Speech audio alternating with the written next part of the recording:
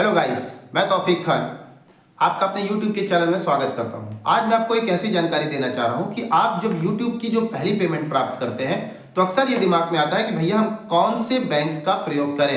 मैं अपना निजी एक्सपेरिमेंट आपके साथ साझा करने वाला हूं। देखिए, मेरी जो YouTube की पेमेंट थी पिछले महीने की जो मेरी YouTube की पेमेंट थी वो एडसेंस की तरफ से 21 तारीख को रिलीज होनी थी। मतलब यही जो 21 तारीख थी इसकी मैं बात कर रहा हूँ आपसे, ठीक है। 21 तारीख को मेरी पेमेंट रिलीज होनी थी। तो रिलीज होने से पहले मैंने अपने एडसेंस में क्या किया, मैंने अपने एडसेंस में बच्चों या भाइयों मैंने उस पर स्टेट बैंक ऑफ इंडिया का अकाउंट लगाया। अब मेरे पास स्विफ्ट कोड नहीं था तो मैं अपने नज़दीकी जो 60 किलोमीटर दूर ब्रांच थी वहाँ की स्विफ्ट कोड का, स्टेट बैंक का स्विफ्ट कोड प्रयोग किया। वो जो दूसरी ब्रांच का था उससे लगाया। जब मैंने लगाया तो मैं अपने एडसेंस पर देख रहा था कि उसमें लिखा था ना हाउ टू पे, मतलब फिर नीचे उसमें लिखा था बैंक ट्रांसफर टू बैंक।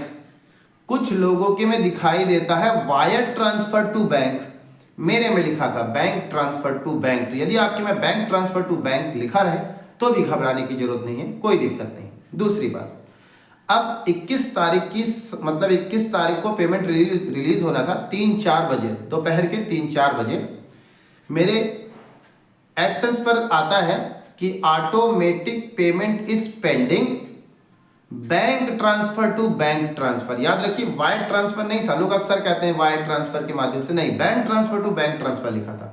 कोई बात नहीं, मैं थोड़ा सा ये देख रहा था कि अक्सर जो बड़े यूट्यूबर हैं, जो बड़े क्रिएटर्स हैं, वो यही कहते हैं wire transfer to bank transfer, ऐसा बताते थे।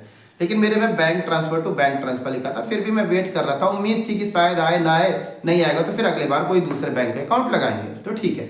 मेरे में आ रहा था bank transfer to bank transfer. फिर रात के तकरीबन 10-11 बजे, 21 तारीख की रात में तकरीबन 10-11 बजे के बाद मेरे पास मैसेज आता है जीमेल पर कि आपकी जो पेमेंट है वो भेज दी गई है और 3-4 दिन, मतलब अधिकतम 5 दिन के अंदर आपकी पेमेंट आपको प्राप्त हो जाएगी, नहीं होती तो आप बैंक में संपर्क करिए। तो वहां से निकल गई, खुशी आई कि हाँ चलो पेमेंट निकल गई।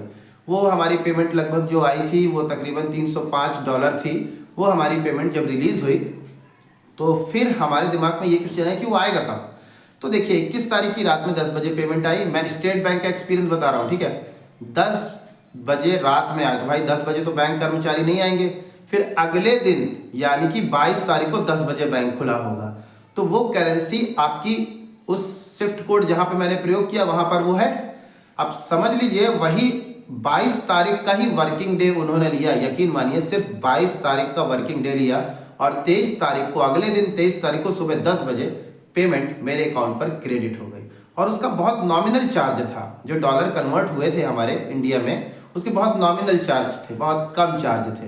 तो मेरा जो पर्सनल एक्सपीरियंस है, आप YouTube की पेमेंट को प्राप्त करने के लिए स्टेट बैंक के सेविंग अकाउंट का ही प्रयोग करें। आप और भी बैंक का प्रयोग कर सकते हैं, परंतु मेरे पास स्टेट बैंक है तो मैं उसकी जानकारी आपके साथ साझा कर रहा हूँ। उम्मीद है ये आपको मेरी बात समझ में आई होगी। धन्यवाद।